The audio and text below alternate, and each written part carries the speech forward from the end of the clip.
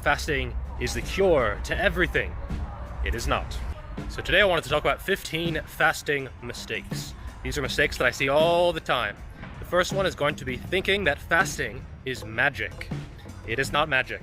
Just because you're not eating part of the time doesn't mean calories don't matter. They still matter. You should count calories, or at least realize that calories count. The second one is going to be eating during the fasting period. Now this seems really obvious, but I've seen it a few times where someone said, "Oh, I'm still eating, but I'm eating less than before." That's not fasting. That's just eating less than before. The next one is going to be drinking caloric beverages during the fasting period. Now I actually do this, but I have casein protein powder, which is just protein, no fat, no carbs, nothing super high calorie. But if you're pounding like sugary coffees and the thing from Starbucks that has like 600 calories, that's not really fasting. That's basically a meal.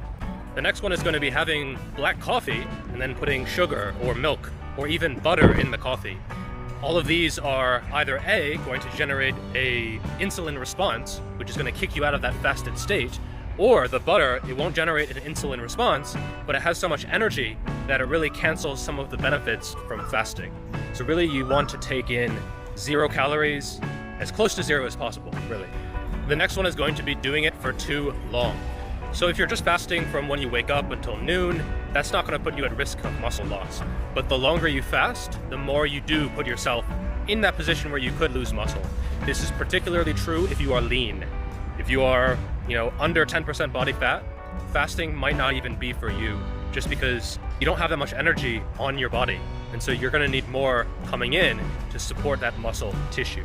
So fasting for like 2 or 3 days, honestly, I don't think it's a very good strategy for most people. Some people ask me, "Oh, can I do a water fast for a week?" And I'm just thinking, why? Like, what do you really gain from that? Most people don't need to learn how to live without food. They have to learn to live with food. The next one is going to be not exercising. Just because you are not eating for part of the day does not mean that you can not exercise. It does not take the place of exercise. Anyone saying that, "Oh, I can stimulate the muscles because of growth hormone and testosterone and blah, blah, blah, blah, blah." No, okay? You still need to exercise if you want to make gains. You still need to do cardio if you want to get better endurance. That's just how the body works. The next one, I see this a lot, is going to be eating too much in the fasting window. Now this relates back to calories, obviously, but some people just don't respond very well to intermittent fasting. Maybe it's probably hormonal, maybe psychological as well, but they go without food and then they just like freak out and then they overeat during the feeding window. And if this is you, maybe intermittent fasting isn't for you. Maybe you're better off with more frequent, smaller meals, which is totally fine. Number 8 is going to be eating the wrong foods in your eating window. You still want to focus on healthy foods. You want to get enough fiber so that you can keep things moving. You want to get enough protein so you can keep your muscle mass and just for overall health. And you don't want to use it as a crutch to have a bad diet. If you have a little small eating window, you need to make sure that you're getting as much nutrition during that time as possible. So really, you need to focus on a healthy diet more than usual, not less than usual. Number 9 is going to be doing IF when you are stressed. Now, IF is already a big change for a lot of people who are used to having breakfast or used to having more frequent meals. And so adding this stress to your life when you are already stressed, like if you're stressed because of your job or coronavirus or getting sick or something else, maybe IF is not a good choice right now. You can always do it later. Another good tip is that you can gradually push it back. So you don't have to go to like eating once per day right away. You can gradually shift your meals into a smaller time frame. Number 10 is going to be thinking that it will completely change your health, completely change your life. Not really. It's just not eating for a certain part of the day. It's not going to cure cancer. It's not going to cure heart disease. It's not going to make you drop tons and tons of weight on its own. It's just one thing that you can use to maybe improve your health a little bit. But I think a lot of people, they have this conception that fasting is the cure to everything. It is not. Number 11 is going to be keeping food nearby or in sight. Now, if you're already making a dietary change, if you're already probably trying to lose weight or you're in a caloric deficit, you're probably going to be hungry. Why would you make this more difficult? If I'm dieting, the last thing I want is a cookie on my desk when I am working. In fact, I don't keep any food in sight or even near me. because I know it's just going to sap my willpower. And eventually, my willpower will break and I will eat all of the cookies. It's just going to happen.